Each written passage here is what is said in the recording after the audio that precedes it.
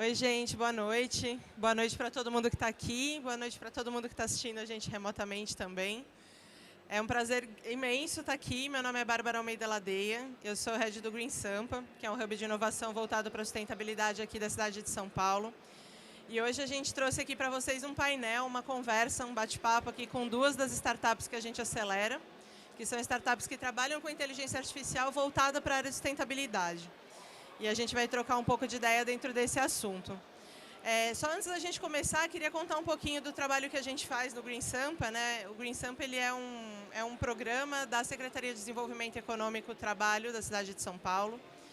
É um programa de fomento à economia verde da cidade. Então, a ideia do programa é criar iniciativas em que a gente possa trazer mais inovação e mais oportunidades para o setor de economia verde da cidade de São Paulo. Uma dessas iniciativas que a gente faz dentro do programa Green Sampa é a aceleração de startups. Então, todos os anos, a gente seleciona 30 startups e a gente acompanha elas ao longo de 10 meses, ofertando conteúdo, palestra, mentoria, enfim, e também muito networking, né, que é o que a gente trabalha bastante por ali, no sentido de fazer com que essas empresas cresçam mais rápido. A ideia de fazer com que essas empresas cresçam mais rápido, ela está justamente calçada nessa necessidade do poder público de também ter suporte dentro da inovação, né? Ou seja, a gente poder também trazer as soluções que essas mentes brilhantes aqui desenvolvem para dentro do poder público, para dentro das cidades e a gente poder escalar isso em maior velocidade. Então, por isso, todos os anos a gente faz essa seleção.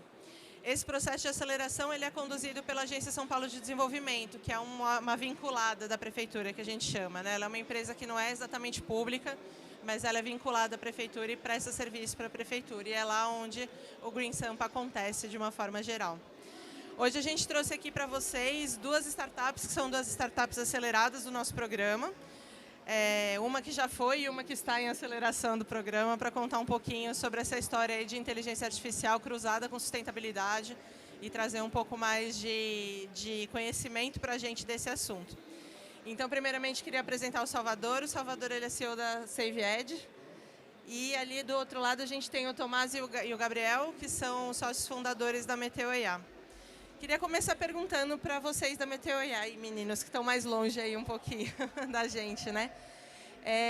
Queria que vocês começassem explicando para a gente um pouquinho sobre como que de fato é possível aplicar a inteligência artificial dentro das questões climáticas, né? Se vocês puderem contar um pouquinho do que vocês fazem hoje e como que surgiu essa ideia, como que isso é aplicado dentro da Meteo AI. Beleza, obrigado, Bárbara. Então, eu e o Thomas aqui, a gente fundou a Meteo AI em 2017. A gente se encontrou na USP quando a gente estava trabalhando com inteligência artificial aplicada na previsão de variáveis que dependem do clima, como a chuva, a temperatura, conforto térmico, esse tipo de variável, né, que a gente sente que realmente impacta a sociedade. Então, com a Meteo AI, o que a gente faz é tentar trazer a informação climática com agregar valor para aquilo que impacta diretamente a sociedade. Então, a gente sabe que o planeta está aquecendo, por exemplo, a gente sabe que os gases de estufa causam um aquecimento do planeta. Mas opa, melhorou bem. Desculpa. Agora sim. Perfeito. Então, o que a gente vem é colocar uma camada de inteligência artificial para poder traduzir os efeitos das mudanças climáticas na sociedade. Não sei se você quer adicionar alguma coisa. Isso, e para falar mais especificamente onde a gente atua, a gente está olhando instituições que estão sensíveis ao clima, em particular na cadeia de produção de alimento, energia e água. Então, hoje em dia, a gente trabalha com essas empresas. Assim. É interessante que vocês trabalham dentro da cadeia de alimentos, né, que você comentou agora, que é um setor bastante sensível e que tem sido cada vez mais sensibilizado pela toda a questão da fome que a gente vê voltando para o Brasil, enfim, esse cenário se estruturando dessa forma novamente. E aí eu queria aproveitar esse gancho do alimento aí para perguntar um pouquinho para o Salvador, pedir para ele contar um pouquinho de como a SaveEd trabalha especificamente aí nesse ponto. Bom, interessante levantar essa questão da fome. A gente tem um ponto crítico. Quando você tem um controle dos dados e uma projeção produtiva, você consegue ser um pouco mais assertivo no que você vai oferecer para o mercado. O grande ponto é que muitas vezes o próprio mercado toma decisões equivocadas em termos de gestão, em termos de relacionamento entre partes. Então é exatamente aí que a Saved surge, para criar padrões de decisões, comportamentos, o que fazer com produtos com risco de perda, para garantir o bom direcionamento deles e fazer com que isso aconteça de forma recorrente, aprenda com esse processo e melhore. Trazendo à tona aqui a questão da fome, a questão da projeção, inteligência artificial, uma vez que a gente tem digitalizado todos os dados, que ainda não tem necessariamente em muitos setores, você consegue fazer uma conjuntura dessas informações para que eu traga aquilo para decisões mais racionais. A gente tem o ciclo de machine learning, tem o ciclo de processo de entendimento, mas o que a gente foca muito mais é, através do uso de algoritmos, racionalizar decisões, o melhor uso de recursos. Porque quando você tem um excedente muito grande de alimentos, como é o caso do Brasil, ao mesmo tempo um volume gigantesco de pessoas passando fome, você precisa tirar a decisão do âmbito apenas na esfera ou comercial, ou apenas para uma esfera mais de relacionamentos entre partes, e trazer isso para um âmbito de racionalidade.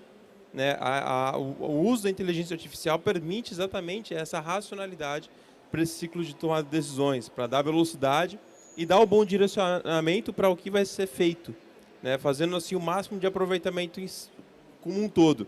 Só que, obviamente, é extremamente necessário que você tenha toda uma digitalização e um processamento prévio, que é o que, por exemplo, o pessoal da Meteor começa já a fazer desde o seu ciclo de início de produção e alinhado com toda a cadeia como um todo.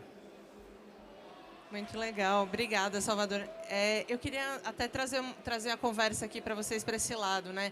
A gente tem hoje inúmeras oportunidades tecnológicas de trabalho, de tentar focar em vários outros destinos possíveis para esses esforços. E eu queria perguntar para vocês da Meteor por que trabalhar com sustentabilidade? Em que sentido, por que esse aspecto climático é o aspecto que importa para vocês, de fato? Porque é o desafio mais importante, acho que a humanidade tem para enfrentar nesse século. Então, a disponibilidade de energia, alimentos e condições que são apropriadas para a sobrevivência da vida na Terra é completamente ligado com o clima.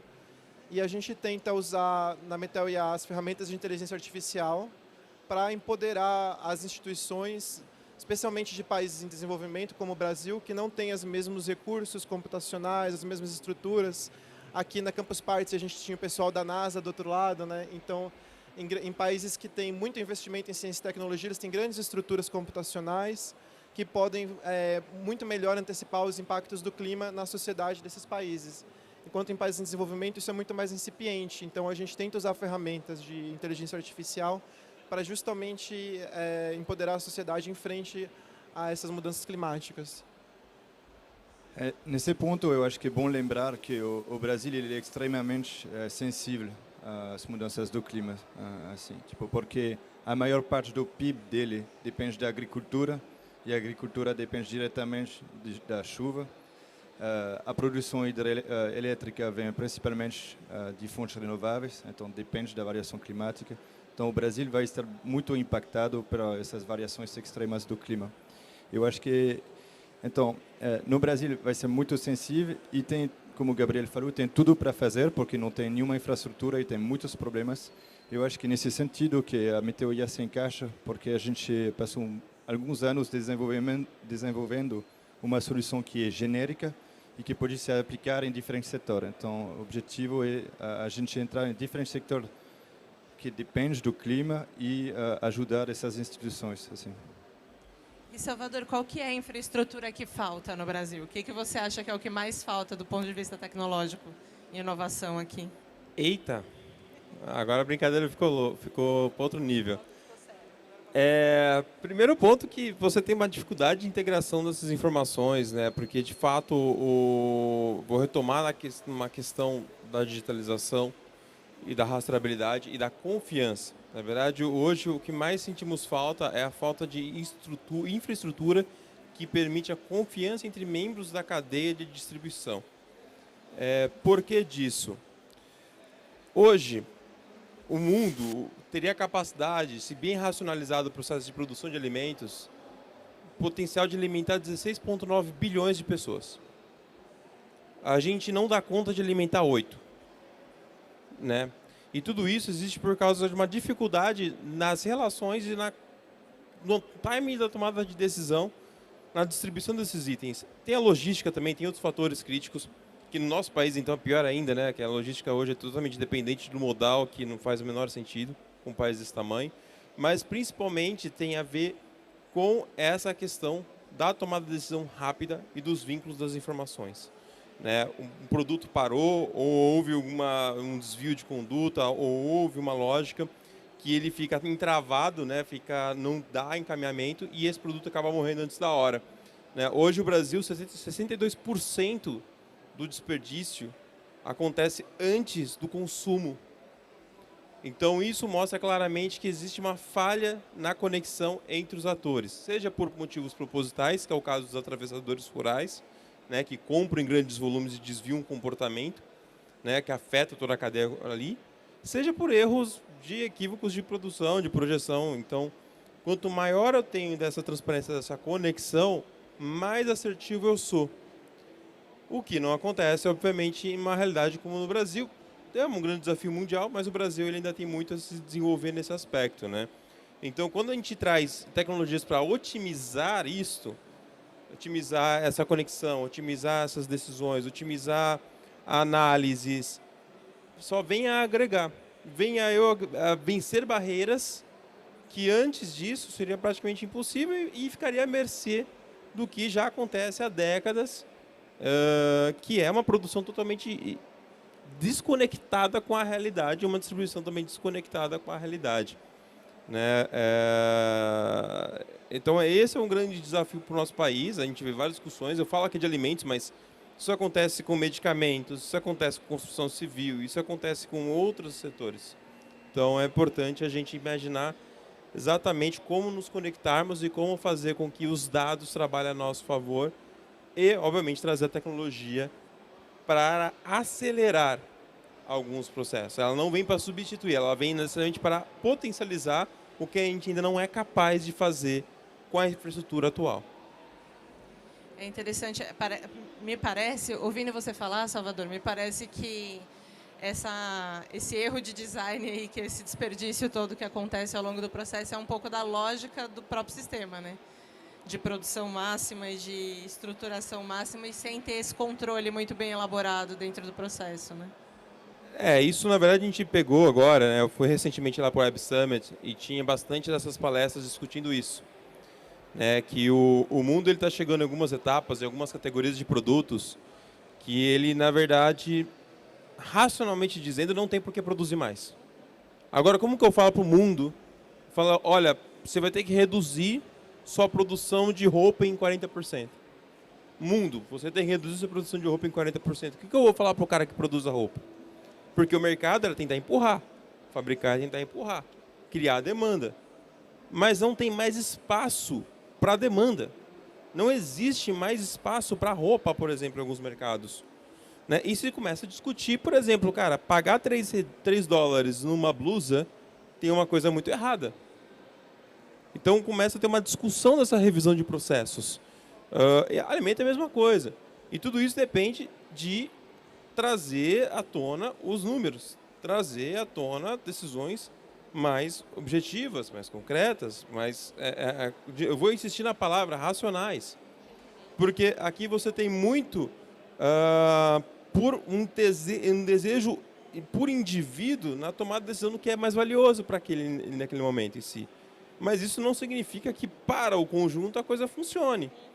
E, obviamente, isso vai impactar toda a cadeia, porque, cara, vai chegar um momento que a gente, no final das contas, agora eu vou falar de sustentabilidade pura, né? Se a gente continuar nesse modelo exploratório, tentando fazer milagre onde não tem aonde mais fazer milagre, daqui a pouco quem vai falar sobre os impactos do desperdício não é quem está passando fome, é o pessoal da Meteor falando, cara, realmente estamos desertificando o nosso país. Entendeu? É isso. Então, é esse ponto. Sabe que tem uma frase que eu vi não vou lembrar o autor agora, mas de alguma das pessoas que estão falando aí na COP agora. Ele falou que a gente está a caminho de um inferno climático e a gente está com o pé no acelerador. Essa frase chegou a me dar arrepio na hora que eu li, e não que eu não soubesse disso, mas parece que essa realidade está cada vez mais patente na cara da gente, assim, né? E aí eu queria perguntar para os meninos da Meteo o que vocês veem hoje como principal desafio para a utilização do que vocês fazem para benefício global, né? Quais são os obstáculos que vocês encontram para ganhar mais escala, mais velocidade, enfim, e a gente conseguir tomar decisões mais inteligentes, né? Como o Salvador estava falando. Certo. Só um comentário sobre essa sensação que você falou, né, de desespero.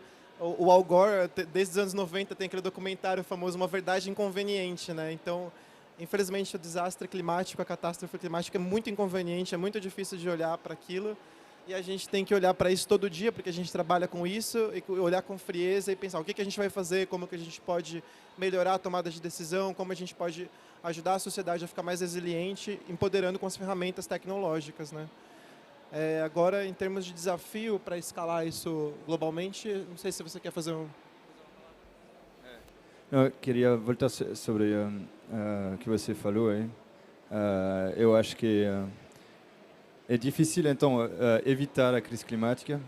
Nesse sentido, a gente não trabalha com isso, tipo na Meteo. A gente fornece soluções para aumentar a resiliência, porque desastre vai ter, já está feito, está feito. E olhando para as trajetórias que o IPCC está colocando, a gente já não estamos mudando nada.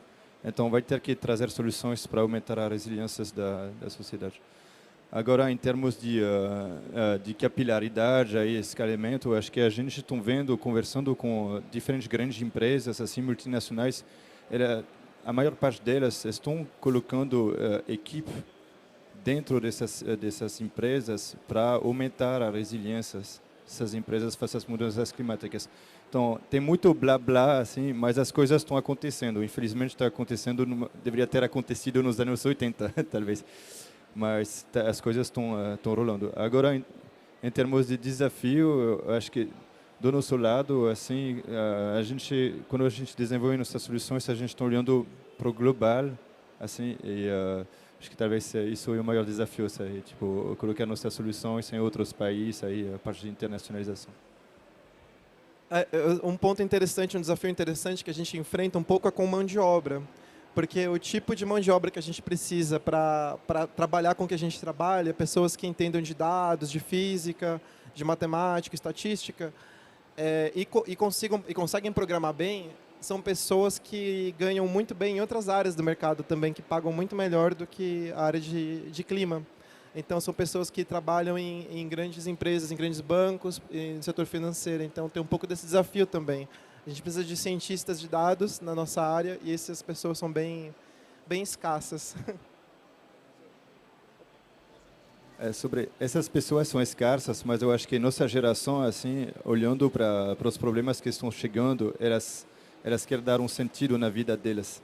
Então, acho que a gente consegue reter talentos sendo startup em relação a multinacionais com a proposta da empresa, com a solução que se traz. Então, eu acho que isso é um bônus para a gente. Vocês trabalham numa área super sensível, né? Porque é a ciência aliada com a tecnologia, né? Tudo muito conectado. E é claro que enfim, os poucos que são formados nessa área também não estão disponíveis porque estão a serviço de outros mercados, né? E é isso que acaba sendo interessante da gente pensar dessa mudança comportamental das gerações mais jovens, né? Que tendem a ter mais interesse nesses assuntos, que são os assuntos que tocam no nosso coração também, né? Você enfrenta desafio parecido, Salvador? Como não, né? E o que eu posso falar? Eu era de instituição financeira, então eu sei bem como que é. Eu sei que é difícil de dizer não, porque realmente pagam muito bem. O grande ponto, na verdade, é que você tem ainda tem até um artigo que saiu recente, uma matéria, que é falar de um termo mais pejorativo, que é como se fosse a prostituição dos dados, né? A prostituição da inteligência artificial, tá? A dificuldade de trazer a seriedade e os estudos em nível de com aprofundamento que tem se questionado muito, não só aqui no Brasil, mas no restante do mundo, né?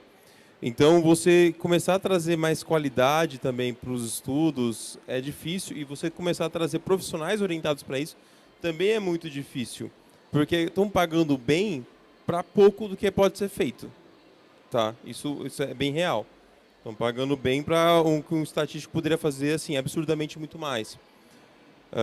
Mesmo porque o mercado muitas vezes não tem maturidade para entender o que é inteligência artificial e a sua demanda real, né? A gente vê grandes empresas reclamando exatamente disso.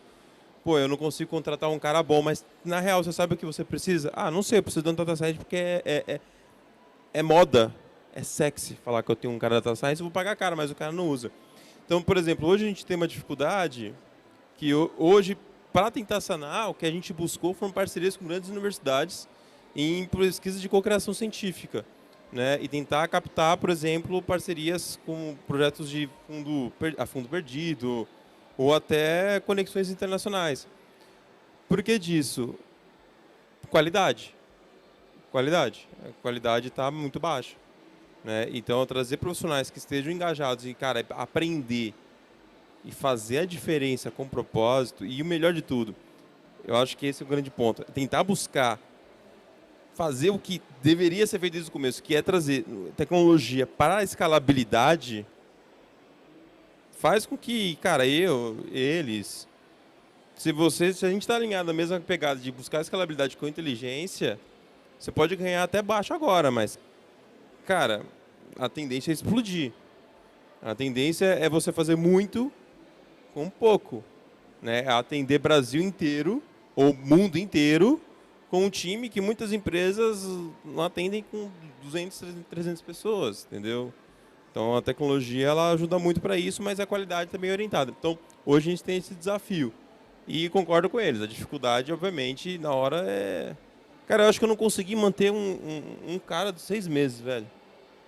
Sério, eu não consegui manter 6 meses. Porque...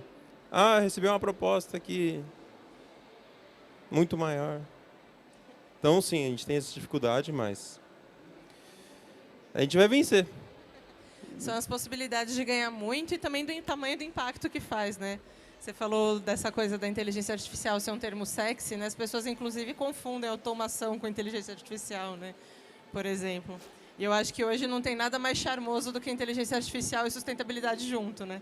Os dois temas são o ápice do charme no momento. Queria aproveitar aqui a oportunidade para perguntar para vocês todos aí vocês podem ir respondendo aos pouquinhos. Vocês hoje estão à frente de startups, né? Em algum momento isso foi só uma ideia, né? Eu sempre falo para o Thomas que eu me lembro muito de quando era só ele ali e o Edson de vez em quando ali, que eram pouquinhos, né? Nas mesas lá do nosso hub, e hoje é uma mesa inteira que eles ocupam sozinhos, né? Que é bem bacana de ver. O que vocês têm, o que vocês acham que é o segredo para fazer a startup vingar, para fazer o negócio crescer? Né? Vocês três têm 2 negócios que cresceram muito e cresceram muito rápido, né? Como que vocês veem isso? Assim, qual foi a mágica que vocês operaram aí? Posso começar? Beleza. Primeiro, a gente se ferrou muito, né? Primeiro ponto é esse, ninguém cresceu rápido, assim, tomou muito na cabeça para aprender muita coisa. Mas o que é a virada de jogo, de fato, é tentar fazer, obviamente, o encaixe de mercado e a modelagem adequada para que você consiga manter pelo menos um equilíbrio, né, da proposta de valor junto ao seu ponto de crescimento, né? Hoje eu nunca vou parar de crescer minha startup. Nunca vou parar de crescer minha tecnologia, mas em cada etapa tem um encaixe de valor, né? Tem uma capacidade de valor de negócio e ter essa resiliência. Resiliência é tudo nesse processo, né? Então, no meu ponto de vista, acredito que tem esse o maior impacto e juntar forças. Tá, sozinho não faz nada. Sozinho ninguém faz absolutamente nada. Então, se eu posso falar, é isso. E, por fim, propósito. Propósito, principalmente com um negócio de impacto. Propósito acima de tudo, porque tem dia que é a única coisa que você vai ter para te continuar motivando. Então, seria isso que eu poderia compartilhar. Agora eu vou deixar para a galera aqui. Vai ser um prazer. Não, é difícil de adicionar mais coisas. Você falou, acho que quase tudo. Então, ter o produto certo, o encaixe no mercado, né? Mas, assim, mais subjetivamente, acho que o que importa para a gente é realmente a motivação, criar um ambiente que a gente quer trabalhar. No Brasil tem pouco ambiente ou nenhum ambiente que eu e o Thomas poderíamos trabalhar em outras empresas, com a formação que a gente tem, com as coisas que a gente gosta. Então, a gente criou esse ambiente e é muito motivado para isso. E ninguém faz nada sozinho, como você bem falou. Então, para mim, acho que a parceria com o Thomas, ter alguém que a gente gosta de trabalhar junto, ajuda a motivar bastante. Eu vejo 2 pontos aí. Um é a perseverança. Tem que ser muito perseverante. Tem que baixar a cabeça e pedalar, até que você sair da zona da morte das startups, que ter seus primeiros clientes, assim. E a outra coisa que, voltando ao ponto que a gente já conversou, eu acho que a visão aí, que o sentido que a sua ideia está dando na sua vida. Isso é a motivação. E eu acho que estar no hub do Green Sampa e ver todas essas pessoas tipo fazendo o possível dela para tentar de uma certa forma deixar um amanhã melhor, isso motiva bastante a gente aí. Tipo, ver a Bárbara com muita força sempre no hub, isso é uma fonte de motivação também. Ai, gente, obrigada. Eu morro de orgulho de vocês. Queria muito agradecer a presença de vocês aqui. Foi uma honra, como sempre é, né? Um espetáculo, como sempre é. E queria dizer que vocês são ótimos exemplos aí do que rola lá no Green Sampa e que a honra é toda nossa de ter vocês em casa. Muito obrigada, gente. Obrigado. Boa noite.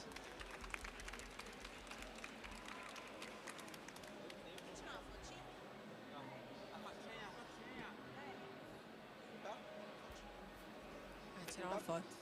Não saiam daí, tá? Agora a gente vai escutar uma palestra muito bacana. Sci-Fi Tech ou Human Tech? Né? O Alexandre vai conversar com a gente daqui a pouquinho, enquanto a gente termina a sessão fotinhas aqui.